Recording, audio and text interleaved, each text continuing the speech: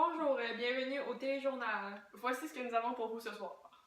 Premièrement, l'Inde interdit 800 000 véhicules non conformes aux nouvelles normes d'environnement. Le Pakistan s'apprête à exécuter un espion indien. L'Inde et sa génération perdue. Chaque heure, 5 enfants sont portés disparus. Cachemire indien, l'abstention record à des élections législatives partielles. En Inde, la Banque centrale maintient son taux directeur. Du côté environnemental, le 29 mars dernier, le gouvernement indien interdit la vente de 800 000 véhicules à cause de la nouvelle norme environnementale BS4. Le gouvernement de Modi affirme vouloir privilégier la santé de sa population au lieu du développement économique de ses entreprises.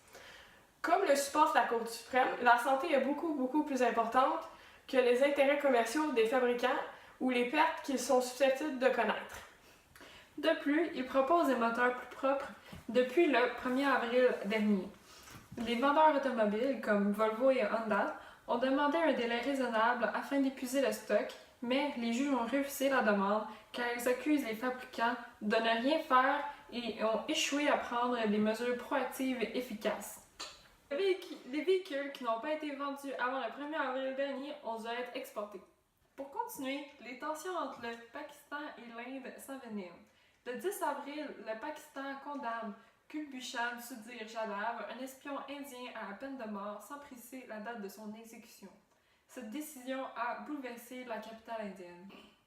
New Delhi continue à défendre et à démentir l'accusation portée contre M. Jadhav et affirme que ce serait un meurtre prémédité et que cela ne respecte pas les différentes règles les plus élémentaires du droit et de la justice. Ce cas d'espionnage n'est donc pas le premier entre ces deux nations. Nous sommes présentement sur le terrain et nous avons une entrevue exclusive avec un officier de la police. Bonjour, monsieur l'officier. Bonjour, madame. Nous avons entendu que dans les dernières années, plusieurs enfants ont été kidnappés. Pouvez-vous nous en dire plus? Oui, bien sûr. Entre janvier 2012 et mars 2017, plus de 250 000 enfants ont été portés disparus, mais ce n'est qu'à la partie émergente du problème. Est-ce que ça c'est lié au trafic des enfants? Pas nécessairement. Certains n'ont pas été déclarés par les parents aux autorités, alors ils sont considérés comme des fugueurs, mais 70% sont enlevés afin de devenir des esclaves. Le gouvernement indien a-t-il mis en place des mesures afin de régler ce problème? Oui, il a établi le portail Track Child afin d'enregistrer les enfants disparus. Merci beaucoup pour votre temps. Ça fait plaisir. Parlons maintenant des élections. Le 13 avril dernier, à Srinagar, la capitale de la région du Cachemire, des élections législatives partielles ont eu lieu. Le taux de participation fut extrêmement bas, de 2%, ce qui a battu des records. Une des raisons pour cette participation minime fut la défiance de la population de cette région autonomiste envers le pouvoir central. Aussi des tensions qui persistent après la répression des manifestations de l'été dernier qui ont enlevé la vie à plus de 90 civils.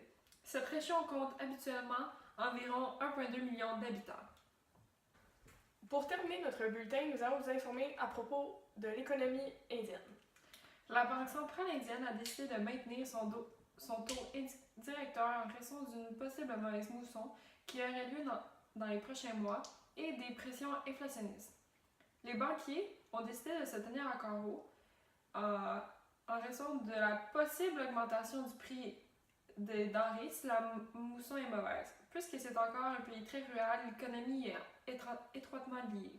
Petit rappel du côté de la démonétisation. Lorsque Modi a enlevé 86% de l'argent liquide, les 500 et 1000 roupies, il y a eu très peu de retombées économiques graves.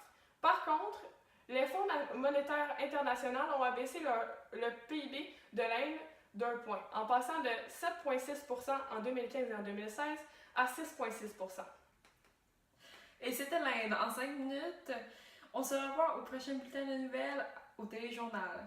C'était Marie-Pierre Allègre et Alexandre Bergeron.